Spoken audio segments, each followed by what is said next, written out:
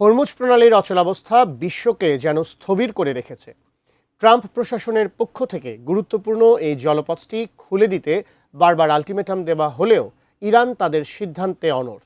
এদিকে ইসলামাবাদে শান্তি চুক্তি ভেস্তে যাওয়ায় হরমুজ নিয়ে সামাজিক যোগাযোগ মাধ্যমে চরম বিদ্রূপের শিকার হয়েছেন প্রেসিডেন্ট ডোনাল্ড ট্রাম্প।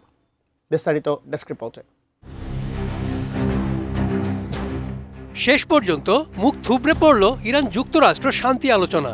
ফলে মধ্যপ্রাচ্য সংঘাত আরও ব্যাপক আকার ধারণ করার সম্ভাবনা তৈরি হলো।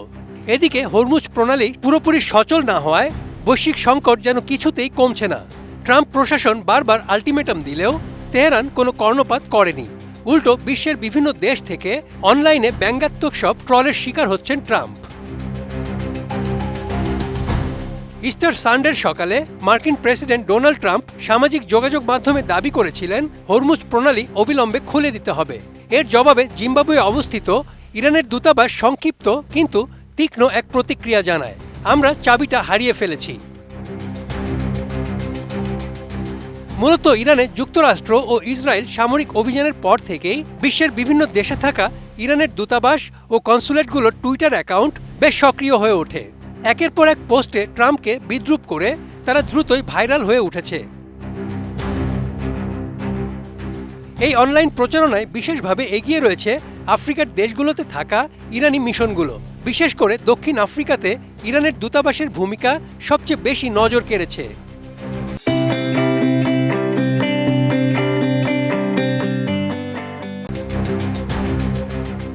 যুদ্ধবিরতি কার্যকর হওয়ার দিনই দক্ষিণ আফ্রিকায় অবস্থিত ইরানি দূতাবাস ট্রাম্পকে উদ্দেশ্য করে এক্স অ্যাকাউন্টে লিখেছিল, বিশ্বের নতুন পরাশক্তিকে স্বাগত জানান। এই মন্তব্যের মাধ্যমে ওয়াশিংটনের প্রতি কটাক্ষ প্রকাশ করা হয়। বার্তাটি ছিল, শক্তিশালী সামরিক সক্ষমতা থাকা সত্ত্বেও আমেরিকা ইরান সরকারকে নত করতে পারেনি। এর আগেও তারা ট্রাম্পের শান্তিদূত ভাবমূর্তিকে ব্যঙ্গ করে একটি ছবি পোস্ট করে, যেখানে একটি পায়রার ছায়া যুদ্ধবিমানের আকার নিয়েছিল।